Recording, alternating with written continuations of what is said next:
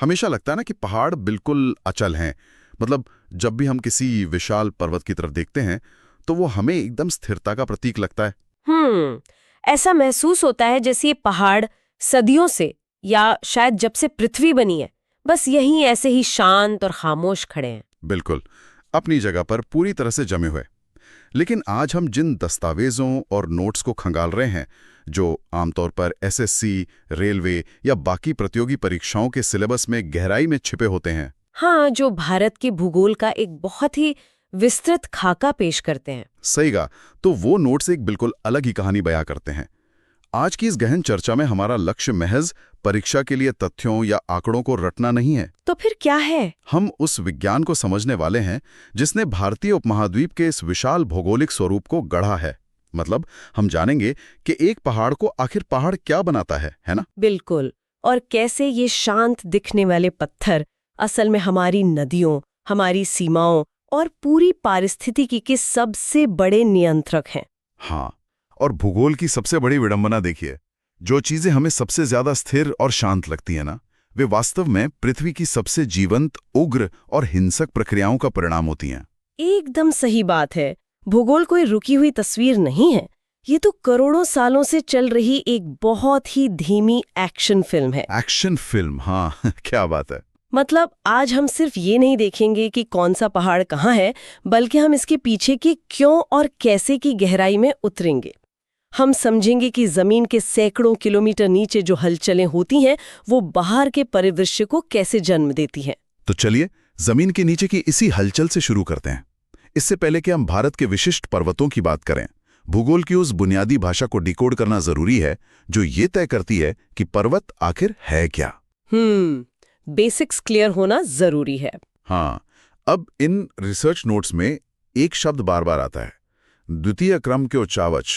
मतलब सुनने में ये थोड़ा भारी और टेक्निकल लगता है। टेक्निकल जरूर है, लेकिन इसका लॉजिक बहुत सीधा सा है।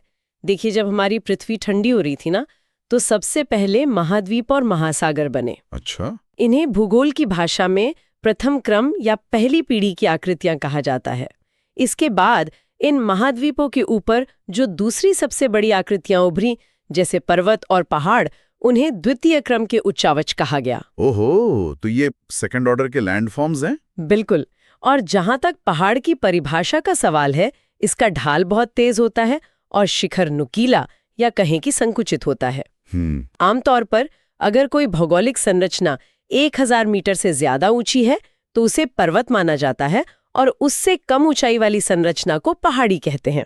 मतलब ये सिर्फ आकार की बात नहीं है, बल्कि एक तय पैमाने की भी है। और अगर इनके बनने के तरीकों की बात करें तो दस्तावेजों में सबसे पहला और सबसे प्रमुख प्रकार बताया गया है वलित पर्वत, या जिन्हें फोल्ड माउंटेन्स कहते हैं। हाँ, फोल्ड माउंटेन्स। तो क्या इसे हम ऐसे समझ सकते हैं जैसे किसी ने फर्श पर बिछे एक बड़े कालीन को दोनों तरफ से बीच की ओर धकेल दिया हो? अरे वाह, ये बहुत बढ़िया उदाहरण है ना? जब कालीन पर दोनों तरफ से दबाव पड़ता है तो उसका बीच का हिस्सा सिकुड़कर ऊपर की तरफ उठ जाता है। ये बिल्कुल सटीक एनालॉजी है। विज्ञान की भाषा में इस कालीन को धकेलने वाली ताकतों को टेक्टोनिक प्लेट्स कहते हैं। हमारी पृथ्वी की ऊपरी सतह कई बड़ी बड़ी प्लेटों में बटी हुई है जो लगातार खिसक रही हैं। धीमी गति से। हाँ, और जब दो प्लेटें एक दूसरे से टकराती हैं तो उनके किनारों पर मौजूद चट्टानें भारी दबाव के कारण सिकुड़ जाती हैं और मुड़कर ऊपर उठने लगती हैं। और हमारा हिमालय इसी का परिणाम है। आल्प्स, यूराल, रॉकी और एंडीज पर्वतमालाएं भी इसी तरह की टक्कर से बनी है। लेकिन यार, यहाँ रिसर्च में एक ऐसी बात है जो वाकई दिमाग घुमा देती है। इन नोट्स में लिखा है कि जहां आज हिमालय खड़ा है वहां कभी टेथिस नाम का एक उथला समुद्र हुआ करता था। टेथिस सागर। मतलब रुको, एक समुद्र का तल 8000 मीटर ऊपर आसमान में कैसे पहुंच गया? और उस समुद्र का सारा पानी आखिर गया कहाँ? यही तो इस पूरी प्रक्रिया का सबसे अद्भुत हिस्सा है। करोड़ों साल पहले भारतीय प्लेट, जो कभी दक्षिणी गोलार्ध में हुआ करती थी, वो खिसकते हुए उत्तर की तरफ यूरेशियन प्लेट की ओर बढ़ने लगी। अच्छा। इन दोनों विशाल भूखंडों के बीच टेथिस नाम का समुद्र था। अब जैसे जैसे भारतीय प्लेट करीब आती गई, टेथिस समुद्र सिकुड़ने लगा, दबाव की वजह से। हाँ, और समुद्र के तल पर लाखों सालों से जो मिट्टी, रेत और समुद्री जीवों के अवशेष जमा हो रहे थे, वे इस भयंकर दबाव के कारण उसी कालीन की तरह मुड़ने लगे। बाप रे। अंततः समुद्र का पानी अगल बगल के महासागरों में विस्थापित हो गया और वो समुद्री तल मुड़कर दुनिया की सबसे ऊंची पर्वत श्रृंखला बन गया। यही कारण है कि आज भी माउंट एवरेस्ट की चोटी पर समुद्री जीवों के जीवाश्म या फॉसिल्स मिलते हैं। आसमान की सबसे ऊंची चोटी पर समुद्र के निशान, ये सच में किसी जादू से कम नहीं है। मतलब हम सोच भी नहीं सकते। तो हमने देखा कि कैसे दो प्लेटों के टकराने और दबाव पड़ने से पहाड़ सिकुड़कर ऊपर उठते हैं। लेकिन क्या हो अगर जमीन सिकुड़ने के बजाय खिंचने लगे? नोट्स में पर्वतों के दूसरे प्रकार का जिक्र है, अवरोधी या ब्लॉक पर्वत। ये कैसे काम करते हैं? देखिए, जब पृथ्वी की सतह पर दबाव के बजाय तनाव या खिंचाव की ताकतें काम करती हैं, तो जमीन मुड़ती नहीं है, बल्कि उसमें दरारें या भ्रंश पड़ जाते हैं, जिन्हें फॉल्ट्स कहते हैं। जैसे जमीन का फटना? बिल्कुल। कल्पना कीजिए कि जमीन का एक बहुत बड़ा हिस्सा खिंच रहा है। इस खिंचाव के कारण जमीन फट जाती है। अब दरारों के बीच का हिस्सा या तो नीचे धंस जाता है, जिससे रिफ्ट घाटी बनती है। अच्छा। या फिर अगल बगल के हिस्से नीचे खिसक जाते हैं और बीच का हिस्सा अपनी जगह पर एक विशाल ब्लॉक की तरह खड़ा रह जाता है। तो इसे हम किसी विशाल लिफ्ट की तरह समझ सकते हैं। हाँ, बिल्कुल। मतलब कोई सिकुड़न नहीं, बस दरार पड़ने के बाद एक पूरा का पूरा जमीन का टुकड़ा लिफ्ट की तरह सीधे ऊपर उठ गया हो। एकदम सही पकड़ा आपने। भारत में मध्य प्रदेश और महाराष्ट्र के पास फैले सतपुड़ा और विंध्याचल पर्वत इसी के बेहतरीन उदाहरण हैं। अच्छा, सतपुड़ा और विंध्याचल। हाँ, और नर्मदा नदी इन्हीं दरारों या रिफ्ट घाटियों के बीच से बहती है। अगर हम भारत से बाहर देखें तो अमेरिका का सियरा नेवादा और पाकिस्तान का सॉल्ट रेंज भी ब्लॉक पर्वत ही है। इनकी संरचना फोल्ड माउंटेन्स की तरह घुमावदार नहीं होती। तो ये कैसे दिखते हैं? ये ज्यादातर सपाट और एकदम खड़ी ढलान वाले होते हैं। समझ गया। और निर्माण के इन तरीकों में एक तीसरा और सबसे नाटकीय प्रकार भी है, ज्वालामुखी पर्वत। ये तो नाम से ही काफी स्पष्ट लगता है। हाँ, ये प्रक्रिया थोड़ी अलग है। इसमें जमीन के नीचे का जो पिघला हुआ मैग्मा होता है, वो दरारों के रास्ते बाहर आता है, लावा बनकर। बिल्कुल। जब ये लावा, राख और पत्थर पृथ्वी की सतह पर एक जगह जमा होने लगते हैं, तो समय के साथ ये एक शंकु या कोन के आकार का पर्वत बन जाता है। जैसे जापान का फ्यूजियामा। हाँ, जापान का फ्यूजियामा और इक्वाडोर का कोटोपैक्सी इसी तरह लावा के जमने से बने हैं। और दिलचस्प बात यह है कि जितनी बार ज्वालामुखी फटता है, पहाड़ की ऊंचाई थोड़ी और बढ़ जाती है। क्या बात है! तो ये तीनों प्रकार, वलित, ब्लॉक और ज्वालामुखी, एक बात में समान है कि ये सभी निर्माण की प्रक्रियाएं हैं। मतलब इनमें पहाड़ बन रहे हैं, ऊंचे हो रहे हैं। सही कहा। लेकिन हमारे दस्तावेजों में एक चौथे प्रकार का भी जिक्र है, जो थोड़ा अजीब है, अवशिष्ट पर्वत या रेसिजुअल माउंटेन्स। इन्हें देखकर ऐसा लगता है जैसे ये कोई अलग तरह के पहाड़ नहीं है, बल्कि विनाश और समय की कहानी कह रहे हैं। आपने बहुत गहराई से समझा है इसे। अवशिष्ट पर्वत मूल रूप से कोई नई श्रेणी नहीं है। ये प्रकृति की उस शक्ति को दर्शाता है जिसे हम अपर्दन या इरोजन कहते हैं। हवा और पानी की ताकत। हाँ, जब भी कोई पर्वत बनता है तो हवा, पानी, बारिश और बर्फ तुरंत उसे काटने और घिसने के काम में लग जाते हैं।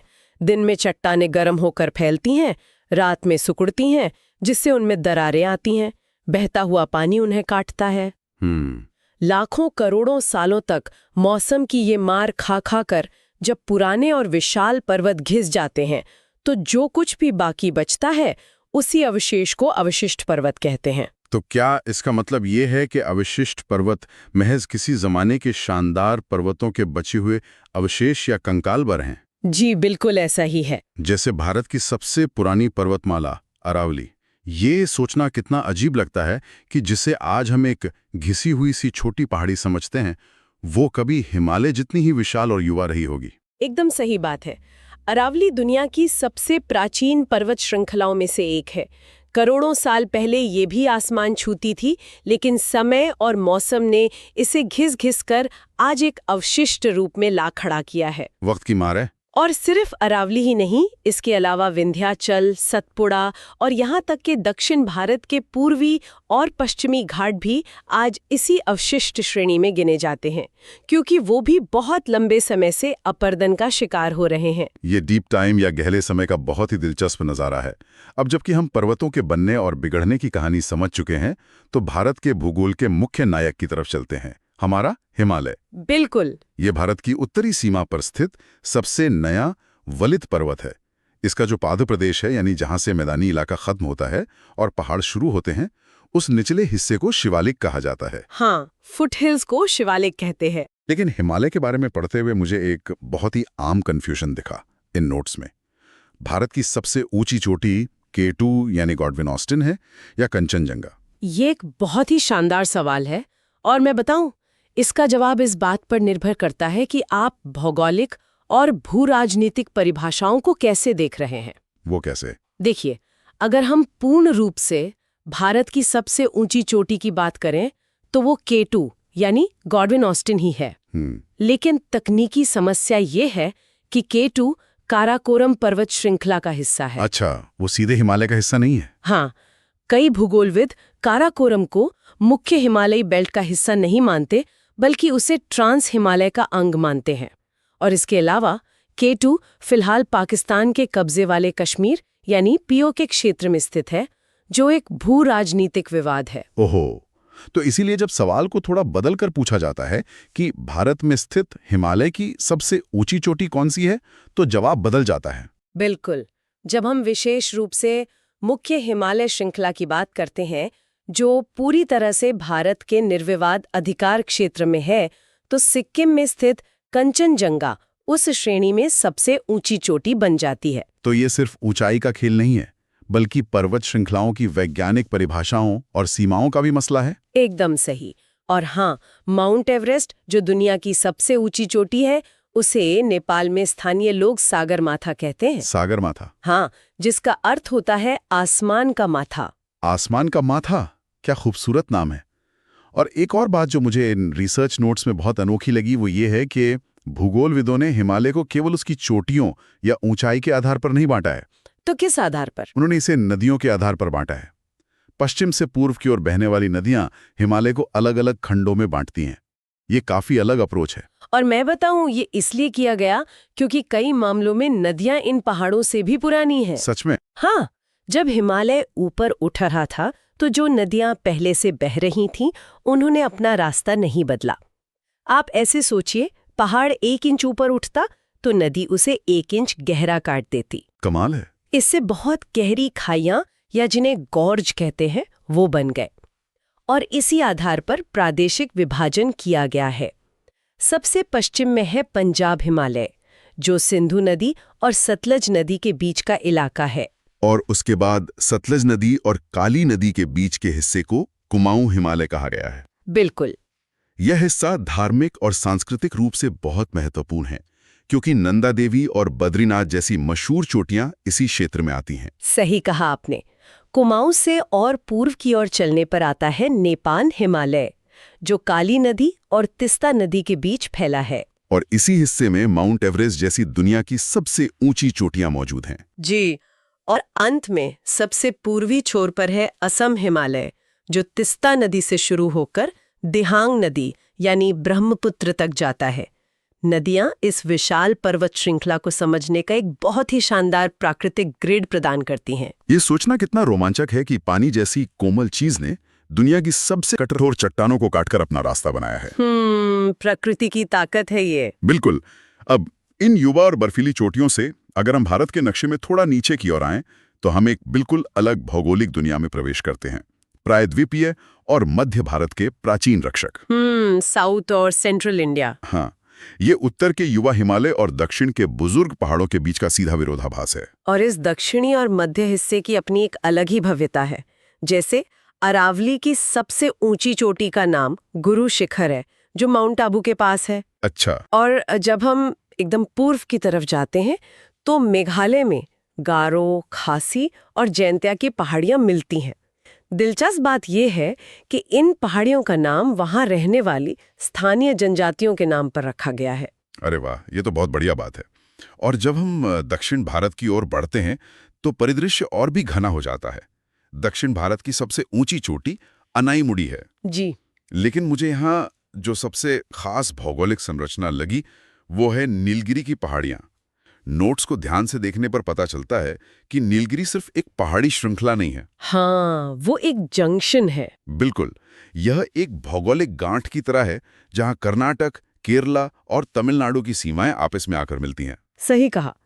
नीलगिरी का अर्थ ही है नीले पहाड़, और ये सच में पश्चिमी घाट और पूर्वी घाट को आपस में जोड़ने का काम करती है। पश्चिमी घाट, जिसे सह्याद्री भी कहा जाता है, वो अरब सागर के समानांतर चलता है और भारत के मानसून को दिशा देने में बहुत बड़ी भूमिका निभाता है। और पूर्वी घाट? दूसरी तरफ पूर्वी घाट है, जिसकी सबसे ऊंची चोटी महेंद्रगिरी है। ये दोनों घाट मिलकर भारतीय प्रायद्वीप को एक सुरक्षित ढाल प्रदान करते हैं, और केरल में मौजूद कार्डमम यानी इलायची की पहाड़ियां तो अपनी अनूठी जलवायु के कारण मसालों के उत्पादन के लिए दुनिया भर में मशहूर हैं। लेकिन पहाड़ सिर्फ पत्थर, मिट्टी और मसाले नहीं हैं, ये जीवन को भी पनाह देते हैं। जब हम इन ढलानों की पारिस्थितिकी की बात करते हैं तो दस्तावेजों में घास के मैदानों का बड़ा सुंदर जिक्र मिलता है। ग्रासलैंड्स। हाँ, लघु हिमालय के ढलानों पर छोटे छोटे बहुत ही हरे भरे घास के मैदान पाए जाते हैं। जम्मू कश्मीर में इन्हें मर्ग कहा जाता है। और यहीं पर भाषा और भूगोल आपस में मिल जाते हैं।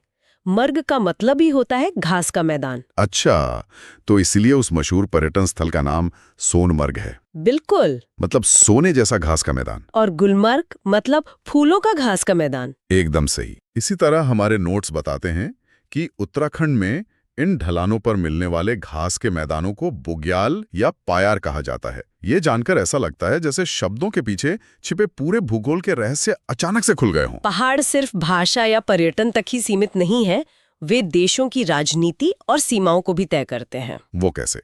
देखिए, राजनीतिज्ञ नक्शे पर लकीरें खींच सकते हैं, लेकिन प्रकृति अपनी अभेद्य दीवारें खुद खड़ी करती है। उदाहरण के लिए भारत और म्यांमार के बीच की सीमा। अच्छा, वहाँ कौन से पहाड़ हैं? इन दोनों देशों के बीच पटकोई और अराकान योमा की पर्वत श्रेणियां एक विशाल प्राकृतिक सीमा का काम करती हैं। अराकान योमा का ज्यादातर हिस्सा वैसे तो म्यांमार में स्थित है, लेकिन यह उपमहाद्वीप की जलवायु और सुरक्षा को सीधे तौर पर प्रभावित करता है। तो प्राकृतिक भू आकृतियां वास्तव में किसी भी राजनीतिक सीमा से कहीं अधिक स्थायी होती हैं। बिल्कुल। वैसे आज की इन अध्ययन सामग्रियों में मुझे एक बात और बहुत दिलचस्प लगी। कुछ जगहों पर तथ्य सीधे सीधे परोसने के बजाय छात्रों या पढ़ने वालों के लिए कुछ अनसुलझे भौगोलिक रहस्य छोड़ दिए गए हैं। जैसे धौलाधार और पीरपंजाल श्रेणियों के बीच कौन सी घाटी स्थित है, काराकोरम पर्वत श्रेणी का पुराना नाम क्या था, या शिवालिक श्रेणी का निर्माण असल में किस भूगर्भिक काल में हुआ था। ये सवाल सिर्फ परीक्षा पास करने के लिए नहीं है, ये दरअसल भूगोल के वे दरवाजे हैं जो एक जिज्ञासु मन को किताबी तथ्यों से परे उस क्षेत्र के असली इतिहास में उतरने के लिए प्रेरित करते हैं। सोचने पे मजबूर करते हैं। हाँ, जब आप इन सवालों के जवाब खोजते हैं, जैसे काराकोरम का प्राचीन नाम कृष्णागिरी था या पीरपंजाल के बीच कुल्लू घाटी की संरचना कैसे हुई, तो आप महज एक तथ्य याद नहीं करते, बल्कि आप पृथ्वी के उस हिस्से की पूरी टाइमलाइन को समझ रहे होते हैं। तो इस पूरी चर्चा को अगर हम समेटें तो एक बात बिल्कुल साफ हो जाती है। क्या? भारत का भूगोल किसी एक सांचे में नहीं ढला है, ये बेतहाशा विविध है।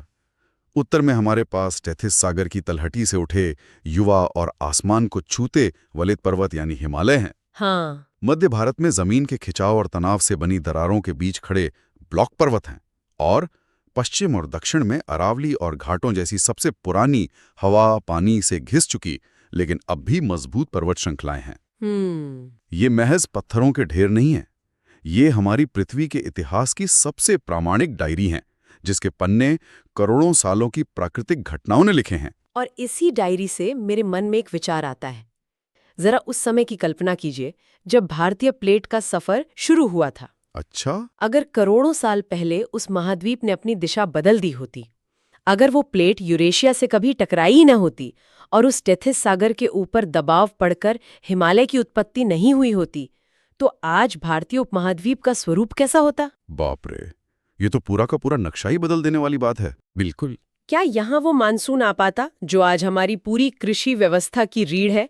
क्योंकि यही हिमालय है जो हिंद महासागर से उठने वाली मानसूनी हवाओं को रोककर भारत में झमाझम बारिश कराता है। हाँ, ये तो है। और सर्दियों में मध्य एशिया से आने वाली जमा देने वाली बर्फीली हवाओं को भारत में घुसने से रोकता है। अगर ये विशाल भौगोलिक दीवार नहीं होती ना, तो शायद आज भारत इतना हरा भरा और आबाद देश न होकर एक विशाल बंजर और ठंडा रेगिस्तान होता। ये वाकई एक बहुत शक्तिशाली विचार है। मतलब पहाड़ से भूगोल नहीं बनाते हैं, वे हवाओं का रास्ता तय करते हैं। हमारी नदियों का जन्म स्थान बनते हैं और अंततः वे मानव सभ्यता का पूरा भविष्य तय करते हैं। एकदम सही बात। अगली बार जब आप किसी पहाड़ को देखें तो उसे महज एक रुकावा अचल पत्थर मत समझिएगा। उसे एक ऐसी जीवंत और उग्र शक्ति के रूप में देखिएगा जिसने जमीन को आकार दिया है, जिस पर आज हम अपना जीवन बिता रहे हैं। इस गहरी और घुमावदार भौगोलिक यात्रा में हमारे साथ चलने के लिए बहुत बहुत धन्यवाद।